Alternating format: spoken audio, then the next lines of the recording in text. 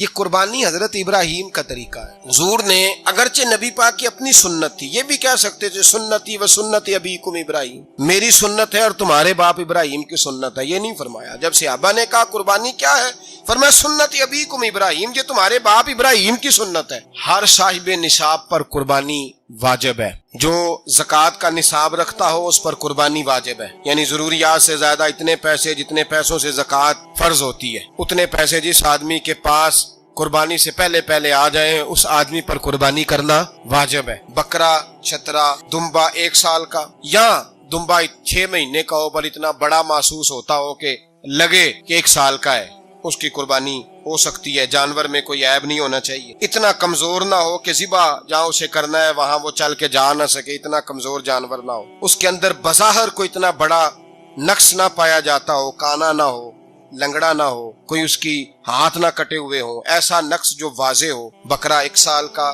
گائے اور بھینس یہ 2 سال کی، اونٹ 5 سال کا۔ اب اس میں یہ ہے کہ ہمارے بہت سارے دوست چونکہ ہم دیہاتی لوگ ہیں تو پوچھتے ہیں کہ دوندا نہیں ہے تو چوگا نہیں ہے، تو یہ ہماری پنجابی کی اصطلاحات ہیں، پنجابی کی۔ شریعت اسلامیہ نے سال بتائے ہیں، یہ تو ہم نے اپنی آسانی کے لیے، یا دیہاتوں میں جو ماحول تھا اس طرح کا جانور لیں، خوبصورت جانور لیں۔ جو نصاب ہے وہ بھی میں نے آپ کو بتایا، لیکن ایک اور پہلو بھی ہے، نبی پاک صلی اللہ علیہ وسلم پہ زکوٰۃ کبھی فرض نہیں ہوئی، کبھی حضور پہ زکوٰۃ فرض نہیں ہوئی۔ نبی پاک صلی اللہ علیہ وسلم کے پاس اتنا سرمایہ کبھی اکٹھا ہوا ہی نہیں کہ زکوٰۃ فرض ہو، لیکن نبی پاک کے صحابہ فرماتے ہیں کہ مدینے کے 10 سالوں میں اللہ کے رسول نے ہر سال قربانی فرمائی ہے، ہر سال قربانی دی، اور جس سال حضور حج کرنے گئے اس سال اللہ کے نبی نے 63 اونٹ ذبح فرمائے، اور حضور صلی اللہ علیہ وسلم جب اونٹ ذبح کرنے لگتے نا تو صحابہ کہتے ہیں اونٹ خود دوڑ کے حضور کے سامنے آ کے لیٹ جاتا، اور نبی پاک اسے ذبح کرتے اور فرماتے ہیں ایک دوسرے کو دھکے دیتے ہیں اونٹ کے، پہلے میں نے جانا ہے ذبح ہونے کے لیے، پہلے میں نے، انہیں پتا تھا کہ جو مصطفیٰ کے ہاتھوں ذبح ہوگا وہ تو دائمی زندگی پا جائے گا، یہاں بھی وہاں بھی زندہ۔ 63 اونٹ ذبح کیے، ایک اونٹ میں کتنی قربانیاں ہوتی ہیں؟ 7۔ اب 63 کو 7 سے ضرب دو گے تو کتنی بنے گی؟ اور پھر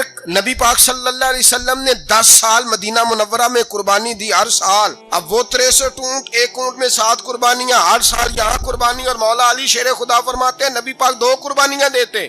میں نے کہا حضور 2 جانور ذبح کر رہے ہیں آپ، تو حضور نے فرمایا ایک میری طرف سے، ایک میری امت کی طرف سے، غریبوں کی طرف سے، اور حضرت علی کو حضور نے وصیت فرمائی تو 2 دیا کرے گا۔ یا رسول اللہ صلی اللہ علیہ وسلم میں غلام ہوں، خادم ہوں۔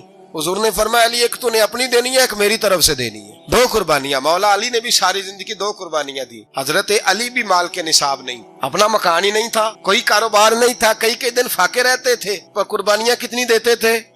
2۔ ہمارے پاس ویسے اگر سسرال میں، میکے میں، کزنوں میں کچھ شادی ہو جائے تو 50-60 ہزار کا خرچہ برابر ہے، وہ پکا ہے، اور قربانی کی باری غریب ہو گئے، سارے غریب ہو گئے، کہتے نہیں یہاں مشکل ہے۔ او خدا کے بندے، اللہ کے ساتھ تجارت کر، اس کے رستے میں 1 دے گا، رب تجھے 70 گنا اضافہ کے ساتھ عطا فرمائے گا۔ قربانی مال کے نصاب پہ ہے، کوشش کیا کریں کہ اللہ کے رستے میں جب دینا ہو پھر لیت اللہ سے بچیں، خوبصورت جانور لائیں جن کو اللہ نے توفیق دی ہے، ان کے لیے نصیحت ہے جن کو اللہ نے توفیق دی۔ میں نے اپنے حضرت صاحب کو دیکھا ہے، وہ کہتے تھے کئی جانور اللہ نے بڑا نوازا ہے، کہتے ایک میرا ہے، ایک میرے ماں کا، ایک میرے باپ کا ہے، ایک میرے فلاں استاد صاحب کا، ایک میرے پیر صاحب کا ہے، یہ جانور غوث اعظم جیلانی کا نام کا دے رہا ہوں۔ اور پھر ایک بڑا خوبصورت جانور بندھا ہوتا اور حضرت خود ان کو چارہ ڈال رہے ہوتے، تو حضور یہ کیا ہے؟ فرمانے لگے یہ میں رسول اللہ کے نام پہ قربان کروں گا، یہ نبی پاک کے نام پر قربان کیا جائے۔ جن کو اللہ نے حیثیت دی ہے وہ کوشش کریں اپنے محبوب کی طرف سے بھی قربانی کریں، نبی پاک کے نام کی قربانی دے، خوبصورت سا جانور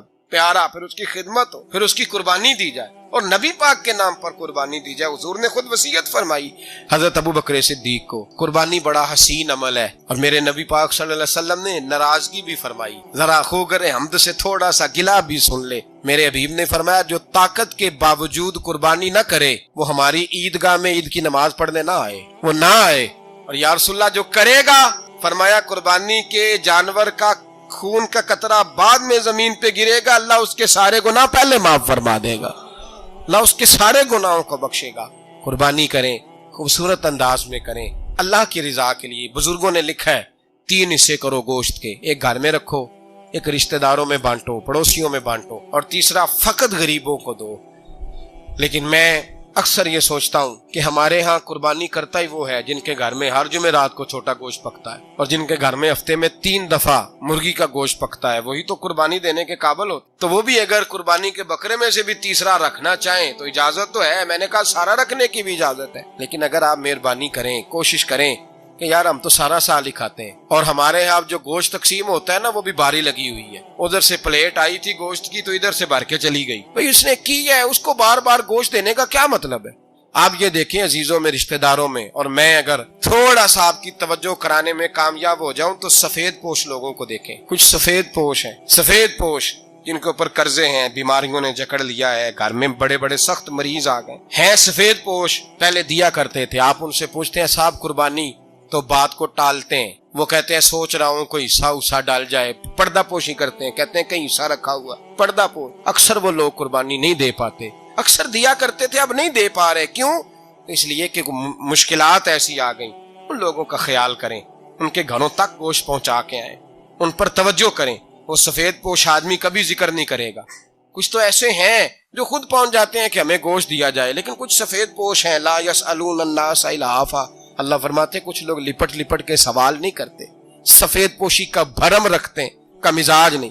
ان کی طرف دیکھیں، اپنے رشتہ داروں کو دیکھیں، خاص کر ان رشتہ داروں کو دیکھیں جن کا آپ کو پتہ ہے کہ غریب ہیں، مجبور ہیں، ان کے گھروں میں گوشت بھیجیں۔ غریب بیٹیوں، غریب بہنوں کا خیال کریں، اس طرف متوجہ ہوں، ان کے ساتھ اس نے سلوک کریں، اس طرف آپ لوگ خیال کریں۔ اللہ ہمیں سمجھنے کی توفیق عطا فرمائے۔